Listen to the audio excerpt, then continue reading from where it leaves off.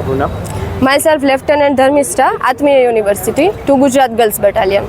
શું કહેશો આજે દિવસની રેલી? આજના દિવસે આજનો શુભ દિવસ કારગિલ વિજય દિવસના નિમિત્તે અમે 25 વર્ષ પૂરા થયા છે કારગિલ વિજય દિવસના, એટલે આજના નિમિત્તે અમે મોટર સાયકલ રેલીનું આયોજન કરેલું છે, જેમાં મહિલાઓ દ્વારા આત્મીય યુનિવર્સિટી અને ભાલોડિયા કોલેજની મહિલાઓ દ્વારા બાઇક રેલી કરવામાં આવી રહી છે.